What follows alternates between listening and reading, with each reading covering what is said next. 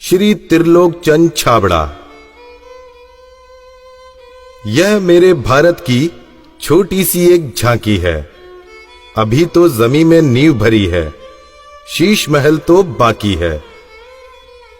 Mission आर्थिक आजादी के जनक श्री त्रिलोक चंद छाबड़ा जी का जन्म सन 1957 में राजस्थान के अजमेर जिले के एक छोटे से गांव नानसी में हुआ।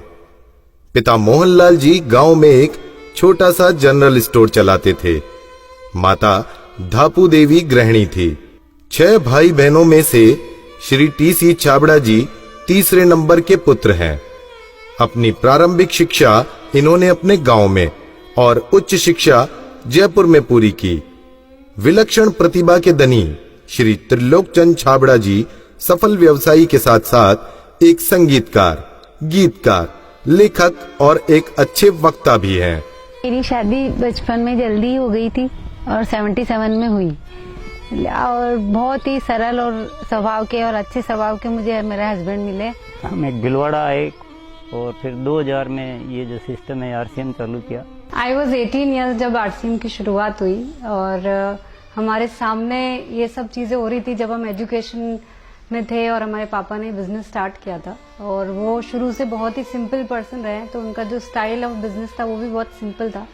But at the same time वो ये जो उनका एक प्रिंसिपल है कि things should be in a very organised manner. Trilok Chand Chhabra ji को मैं लगभग पिछले 27 सालों से जानता हूं और उनके सानिध्य में मैंने काम भी किया है। छाबड़ा जी की जो सबसे पहली क्वालिटी है कि या तो लोगों पे जिन लोगों पे भी जो विश्वास करते हैं उन लोगों पर पूरा बिलीव करते हैं, और दूसरे उनकी जो क्वालिटी है कि वो किसी काम को करने की जब ठान लेते हैं तो उस काम को किसी भी हालात में उसको पूरा करते हैं। जब ये चालू किया था आरसीएम, उससे कुछ समय पहले कुछ सिस्टम यहाँ हिंदुस्तान में चलते थे जो जानकारी में आए, तो एक दिमाग में पता नहीं एकदम विचार से आया कि ये तो बड़ा सुंदर सिस्टम है। अगर हम इसमें नॉर्मल प्रोडक्ट जो हमारे रोज उपयोग होते हैं वैसे प्रोडक्ट लाकर अगर करें तो ये तो देश के लिए बहुत अच्छा सिस्टम है, बहुत सारे लोगों को इसका लाभ मिल सकता है। और उसके बाद एक ऐसा विचार जो अंदर पैदा हुआ तो उस विचार ने मुझे कभी रुकने नहीं दिया। टी.सी. छाबड़ा जी को मैं पिछले 25 सालों से जानता हूं और उनके सानिध्य में मैंने काम भी किया हुआ है। टी.सी. छाबड़ा जी की सबसे बड़ी क्वालिटी है उनके लिए काम होता है। काम छोटा और बड़ा नहीं होता, वो हर काम को उतनी ही सीरियसनेस से करते हैं, चाहे वो काम छोटा हो चाहे बड़ा हो। मुझे याद है जब आरसीएम की सबसे पहली मीटिंग हुई थी, एकदम फर्स्ट मीटिंग, मैं उस मीटिंग में प्रेजेंट थी और वो एक पेड़ के नीचे बाहर मीटिंग हुई थी जहाँ पे मुश्किल से शायद 20 लोग बैठे होंगे। क्या मालूम, इनसे पहली बार मिलते ही मुझे लगा कि कुछ विशेष व्यक्ति है ये, जो बोल दिया एक बार फिर वो याद है, वो एक कंप्यूटराइज काम हो गया। मेरी एक नेचर है कि मुझे अगर कोई चीज अच्छे से समझ में आ गई, मैं कन्विंस हूँ कि हाँ ये जिंदगी में सही है या ये काम सही है, तो मैं फिर किसी के रोके रुकता नहीं हूँ। तो आरसीएम की भी यही कहानी है। शुरू में सबने मना किया, परिवार वालों ने भी मना किया, दोस्तों ने भी मना किया, बहुत सारी चीजें भी हुई, लेकिन मैं कन्विंस था, मुझे समझ में आ गया था कि ये सिस्टम है, इसको देश को इसकी जरूरत है, आम आदमी की जरूरत है। वो हमेशा एक ही चीज बोलते हैं लाइफ में कि चाहे दुनिया कहीं पे भी कुछ भी कर रही हो, चाहे पूरी दुनिया भी अगर वो चीज कर रही है और अगर वो गलत है तो हमको उसका साथ नहीं देना चाहिए, हमको हमेशा सही चीज ही करनी चाहिए। जो उन्होंने अपने जबान से कहा उसको उन्होंने पूरा किया। जबान के सच्चे ये उनमें मानता है। एमएलएम के नाम पर ज्यादातर कंपनियां कुछ महंगे प्रोडक्ट लाती है उसमें और ज्यादा कुछ उसमें से बांटने की कोशिश करती है, और हम आरसीएम में ऐसे क्यों प्रोडक्ट लाते हैं जो बहुत कम रेट में होते हैं। बहुत ज्यादा इधर कुछ चीजों को हाई फाई करना या कुछ बहुत ज्यादा हर कहीं खर्च कर देना, तो मेरे को कुछ महंगी चीज खरीदना पसंद नहीं है लाइफ में। तो मेरे को जो पसंद नहीं है मैं बेच कैसे सकता हूँ। हमारे हिंदुस्तान का मिशन मंगल इसका एक बहुत बढ़िया उदाहरण है कि उन्होंने उस पर्टिकुलर बजट में उनको बनाने की सोचा तो उन्होंने वो चीज बनाकर दी। ये कोई भी वादा करते हैं वो पूरा करते हैं और इन्होंने जो सोच लिया कि मुझे ये काम करना है वो करके रहते हैं, और इन्होंने जो भी सोचा ईमानदारी से कर रहे हैं पूरा। बहुत सारी चुनौतियां आई इस काम को करते हुए। बहुत सारे लोगों ने साथ निभाने का वादा किया, साथ चले, काम को आगे बढ़ाया, फिर उनके मन में पता नहीं क्या लालच आया तो उन्होंने पूरा बाहर जाकर एक नई कंपनी शुरुआत की और पूरा आरसीएम पर अटैक करना चाहिए और आरसीएम के सारे लोगों को, सारे सिस्टम को तोड़ने की एक बार नहीं कई बार बार ऐसे प्रयास हुए कि जब ऐसी घटना हुई है तब आरसीएम में बड़े निर्णय हुए हैं। जो सामान्य गति से चल रहा था उसमें एक मजबूती आई, एक बड़े निर्णय लेने की ताकत आई कि अब तो इसको करके ही रहना है। वो बहुत कम बोलते हैं और बोलते हैं वो एकदम सत्य और सीमित मात्रा में। डायरेक्ट सेलिंग सिस्टम में एक बहुत बड़ी बात सीखने को मिली कि लोगों को कभी भी आप ओवर कमिटमेंट मत करो। 2011 में जो हमारे साथ में ये गवर्नमेंट का हुआ, उसमें बहुत अलग हमारे पर इफेक्ट हुआ इस चीज का कि ये भी होता है क्या लाइफ में ऐसा। और वो ये जो एक फेज था वो बिल्कुल बहुत कठिनाई का दौर था, बहुत खराब स्थिति से हमें गुजरना पड़ा। मेरे परिवार पर संकट आए और परिवार से ज्यादा जो हमारे जो टीम है, हमारे जो इतना बड़ा हिंदुस्तान में परिवार बन चुका था, उसको सबको दिक्कतें आई। लेकिन एक मन में विश्वास था कि आखिर जो सत्य वो तो सामने आएगा। ऐसा ट्रैजिक पीरियड आया था कि पूरी दुनिया ने ही बोल सकते साथ छोड़ दिया। इनफैक्ट जो एकदम अपने बोलने के लिए होते हैं उन लोगों ने भी साथ छोड़ दिया।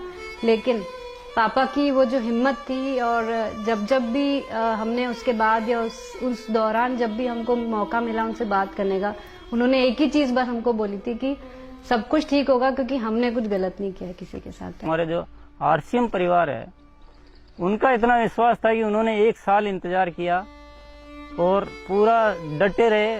और जब उनका इतना विश्वास था तो उस विश्वास में इतनी ताकत आ गई और ये सब चीजें, जो भी संकट का समय था वो निकला और अब सब चीजें धीरे धीरे अच्छी हो रही है। ऐसे साथी मुझे इस सिस्टम की वजह से मिले। आज इतनी बड़ी सेना कह सकते हैं, इतना बड़ा परिवार कह सकते हैं देश के कोने कोने में, और उसमें इतने जो संस्कार बने हैं, ये हमारे लिए एक बहुत खुशी की बात है।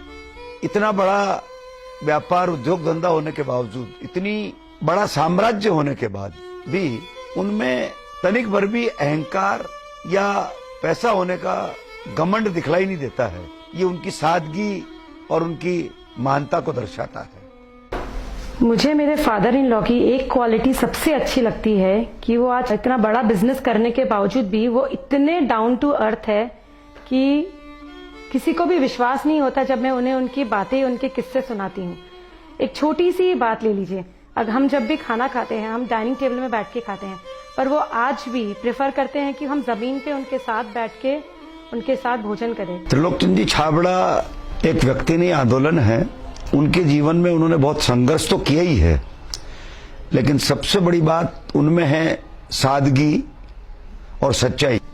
आरसीएम की शुरुआत से ही मैं काम कर रहा हूं और जब आरसीएम बिजनेस की शुरुआत हुई थी तो टीसी छाबड़ा जी की एक सोच थी कि दुनिया में जो कंपनियां आती है मल्टी लेवल मार्केटिंग में, वो बड़ी बड़ी और महंगे महंगे प्रोडक्ट लेकर आती है। और टीसी छाबड़ा जी की सोच थी कि मैं एक ऐसी कंपनी की स्थापना करूं जो इस तरह के प्रोडक्ट बनाए जो इंडियन रेट में हो, इंडियन कल्चर में हो, इंडियन मेंटालिटी को सूट करते हो और आम आदमी उस बिजनेस को कर सके, आम आदमी अपने जीवन को बदल सके। 2016 में इसकी गाइडलाइन जारी की गई भारत सरकार द्वारा।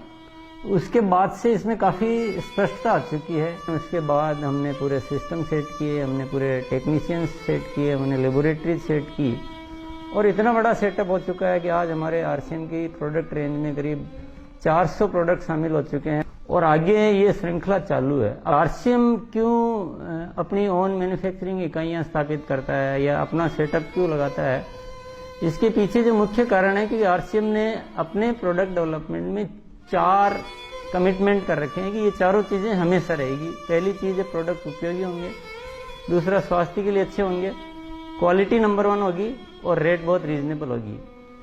आरसीएम हमेशा उसके लिए कमिटेड है और इसीलिए इतनी सारी इकाइयां स्थापित की गई है और नए प्रोजेक्ट प्लानिंग में है। फर्स्ट ईयर था उस समय 21 करोड़ का टोटल टर्नओवर हुआ था और हाईएस्ट टर्नओवर जो है आरसीएम का वो 1750 करोड़ तक एक साल का हो चुका है। अच्छी बात ये कि हर साल 30% ग्रोथ हो रही है, इसलिए 5-6 सालों से मेंटेन ग्रोथ है। अपनी तरफ से पूरी कोशिश ये रहेगी कि कोई भी कमी किसी भी तरह की हमारी तरफ से नहीं रहेगी कि इस काम को एक बहुत ऊंचे मुकाम पर पहुंचाना है।